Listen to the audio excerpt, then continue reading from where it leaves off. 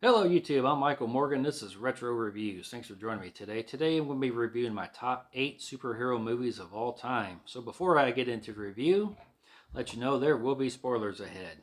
Okay, we're going to kick off this list at number 8 with the movie that kicked off the MCU, Iron Man. This is such a great, fun, enjoyable movie. At the time when they cast Robert Downey Jr., that was a big risk that they took. Of course, he wasn't a box office draw, and at that point, unfortunately, he was known more for his personal troubles than he was as acting. And two, it was a risk using Iron Man, who wasn't the most well known Marvel character at the time, to launch his cinematic universe. But as I said, you just enjoy Downey's performance as Tony Stark is just this rich, arrogant, I'm the smartest guy, in the room type of character. But Robert Downey Jr. Just makes him so enjoyable to watch. There's a great supporting cast in this movie with the always great Jeff Bridges as Obadiah Stane, Tony Stark's mentor and a father figure who, of course, later Tony Stark has to face. He becomes a warmonger. Also, Gwyneth Paltrow does a great job as Pepper Potts. And I think, though, the one missed opportunity in this movie was that we did get to see Terrence Howard become a war machine. Later on, of course, there's all kinds of movies and all kinds of videos and articles out there as to why Terrence Howard didn't come back to the MCU. He was replaced with Don Cheadle. But still, this is just a great, enjoyable superhero origin story. Okay, number 7, Wonder Woman. Now, by far the best movie of the DCEU. And of course, you DC haters out there will say that the bar is not very high when it comes to DC quality. But this is it's for the most part a very well balanced movie. I mean, of course, it establishes Diana as this Amazon warrior. And it also balances. It has a lot of comedy, so a lot of good jokes, that stick in this movie. As you have her established as she's this warrior. She's out on this mission. She's out on this journey, to conquer Hades, to bring an end, to the war. But she's also a fish out of water, trying to understand, the world of men, as she's only lived her entire life on the island of Themyscira. But it's also more. It's also just as Robert Downey Jr. was perfectly cast as Tony Stark. I believe Gal Gadot perfectly cast as Wonder Woman. Chris Pine does a great job in a supporting role as well. And who doesn't enjoy when Wonder Woman starts a fight? You hear that music amp up. I mean, that is just that's just great as well. Okay, moving on, number 6, we're going back to the MCU with Captain America: The Winter Soldier. Yeah, in my opinion, by far the best Captain America movie. This movie has a good mixture as well. You not only have the comic book movie moments. Of course, you have the relationship between Captain and Bucky Barnes, who comes back as the Winter Soldier in this movie after Captain thought that he was dead. Toward the end of the first Captain America movie.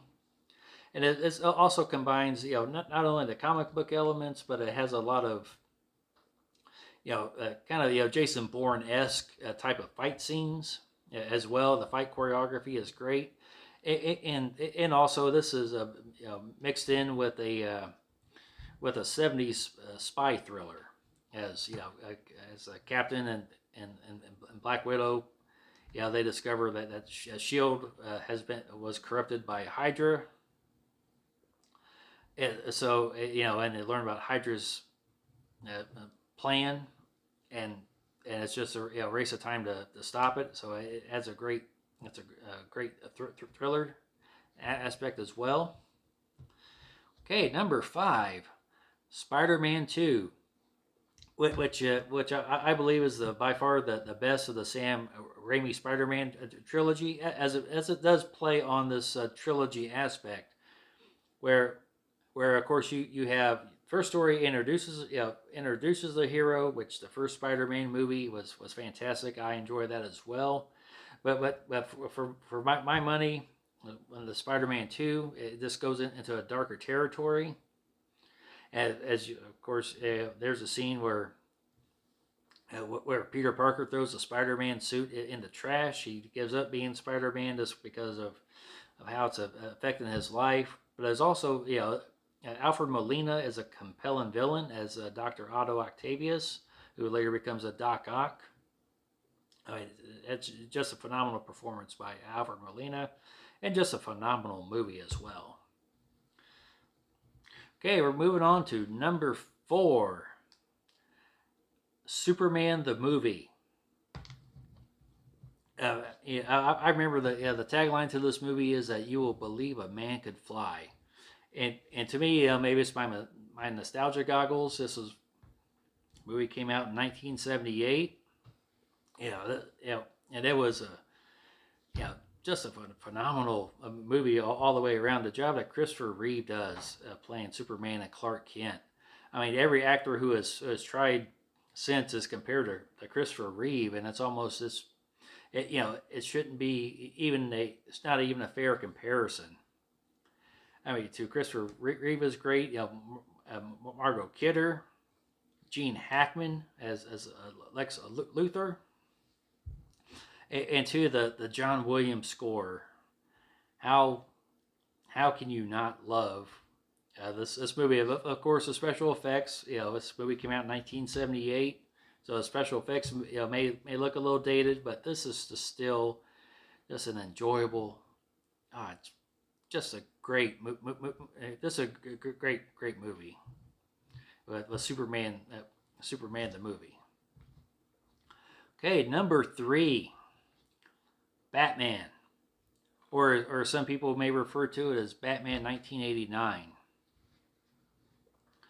And it too, in this movie when it came out, when they did the casting of Michael Keaton to play Batman, it sent shockwaves, through out the culture. Of course, in 1989, when this came out, we didn't the internet wasn't around, so I think the story was that Warner Brothers had received over 50,000 strongly worded letters against Michael Keaton being cast as Batman, because at the time Michael Keaton was known as a comedic actor. He did Beetlejuice and Mr. Mom, Gung Ho, and so this the fact that he was cast as Batman. That gave people, the Adam West, a Batman TV series from the 60s, the type of vibes about this movie. And also, Tim Burton as director was seen as a questionable choice as well, because he of course he directed Beetlejuice and Pee-wee's Big Adventure. But this was just, when this movie came out, it was just a cultural force. And to me, Michael Keaton is one of my favorite actors who has played Batman. He is right there with Christian Bale. To me, it's like 1A. You got Jack Nicholson at the top of his game as the Joker. I mean, Jack Nicholson's take on the Joker. He's just this completely unhinged character. Too. And one thing about the Batman, or some people call it Batman 89, was that it does retcon the Batman story a bit, where it shows Jack Napier, who plays the Joker, Jack Nicholson's part in this movie, as Jack Napier was the one who took out Thomas and Martha Wayne. But other than that, I mean, this is just a great movie. Just a set of this whole of this gothic look to Gotham City, this darker version of Batman. I mean, to me, it's one of my favorite Batmobiles. Probably my second favorite Batmobile, next to the Adam West TV version. But Batman '89, one of my favorites.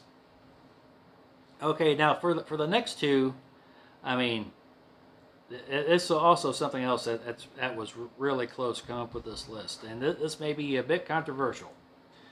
But number 2, The Avengers. I mean, this was just the first team up, the end of Marvel Phase 1. You had all the origin stories, but it was just this massive scale of a movie, and the fact that Marvel did it, that they were able to pull it off. It had the biggest opening of at the time, the biggest movie opening, and I remember going to see it on opening weekend. I got the last seat. In the theater, didn't get a seat where I wanted to sit, but I still enjoy this movie. I mean, this is the first appearance of Mark Ruffalo as a Bruce Banner in The Incredible Hulk. No, I thought he did a great job with that particular part.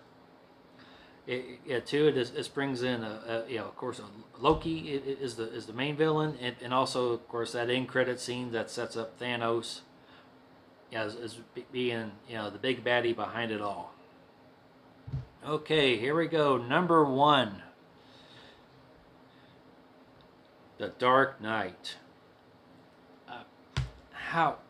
I mean, this is a near perfect movie.